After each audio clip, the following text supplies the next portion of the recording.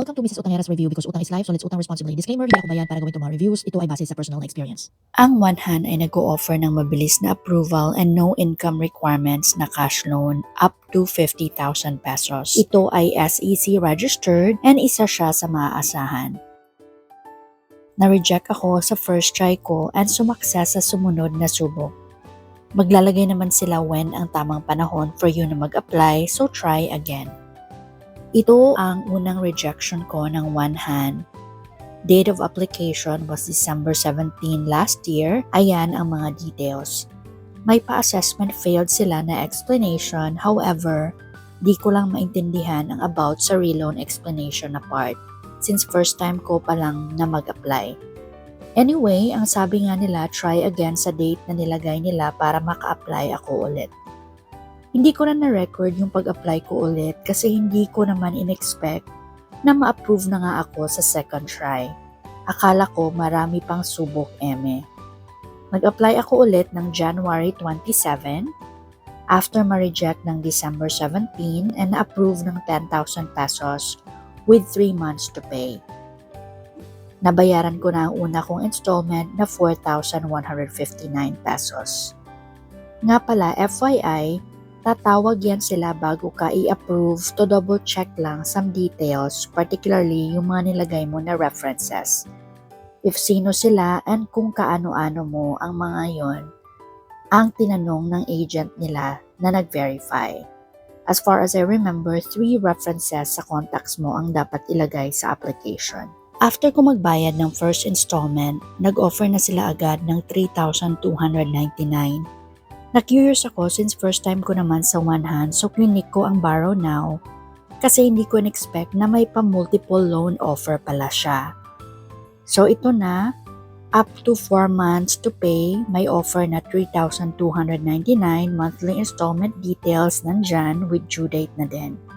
Ikaw na mamimili if ano ang kaya mo, 1, 2, 3, and 4 months. Get cash and loan agreement. Almost there. Di ka na maghahantay ng matagal, 60 seconds lang malalaman mo na agad ang result. Congratulations! Funds are being transferred to your bank account. Please remember to check. 0 na ang available limit ko, nakaborrow na ako ulit kahit na unang installment pa lang ang nabayaran ko. Doon mo lang siya makukuha sa Lazada wallet mo, wala nang iba. And from there, ikaw na bahala i-withdraw. Pili ka lang kung ano mga options. GCash ang pinili ko. And yes, may fee ang pag-transfer to GCash. Kaya from 3,200, 3,185 pesos na lang. Ayan, bayarin time na naman. Paalala, magbayad pa rin tayo sa mga utang. And makakaahon din tayo. Nagbayad ako hanggang umabot sa available limit na 4,144. Sinunod ko lang ang loan schedule payment ko. This time, hindi ka muna allowed to borrow kasi meron pa ako loans, yung isa patapos pa, and yung isa naman about to pay pa lang ng second installment.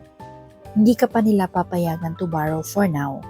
So, binayaran ko na nga ang pang last installment ko sa first loan ko ng maaga. Yung QR payment nila, walang dagdag, di katulad sa iba like Home Credit and Skyro na may additional charge. Nakakaloka, honest review lang. Nasettle na ang pinakauna ko na loan, may isa pa ako na hinuhulugan. Ito na, may pa-offer ulit na 10,012 pesos. And so far, nag-increase na daw ang limit ko at umabot na sa 12,500 pesos. O diba? So, ito ang magiging loan details ko. Loan amount received, 10,012, monthly installment sa 3 months if 3 months na pipiliin ko, and may pa-discount sa monthly installment. San ka pa? Pwede ka naman mag-advance ng bayad. If ever kasi, why not, diba?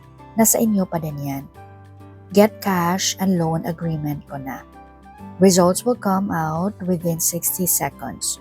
Huwag kayong magtaka kasi magpaparingyan sila ng phone mo after ka ma-approve. Not sure why. Kasali din ang mga reference mo sa pinaparing nila. Ginagawa nila yan, every loan mo, siguro panigurado lang na gumagana pa ang mga numero. Pag sinagot mo, parang drop call lang. So, congrats to me, approve na ako ulit. Nasa Lazada wallet ko na siya, withdraw ko na. 10,100 nilagay ko, may 15 pesos transfer fee. So, 10,085 ko siya matatanggap sa GCash ko. Confirm withdraw mo lang. May account security lang, pili ka saan papadala ang OTP, mobile or email verification. Up to you. Enter lang ang 6-digit code and click verify code. In progress na, mabilis lang siya ma-transfer to GCash, mga minutes lang, super quick.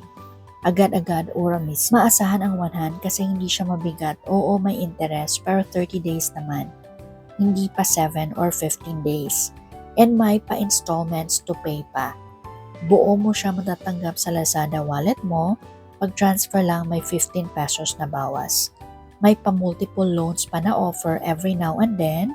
Based sa experience ko, isa ang 100 sa legit Ola if kailangan nyo ng emergency at mabilisan na approval na walang income requirements na ipapasa. Sa paniningil naman, 7 days pa lang before due date, may pa-text na yan sila for payment reminder and magpaparing or tawag na din 3 days before due date. So in as much, if ayaw nyo ng mga tawag, kung kaya nyo naman magbayad na lang ng maaga. Yun lang, please subscribe nyo si Mrs. Utangera's review. Comment lang if may questions. Thank you and see you sa next video.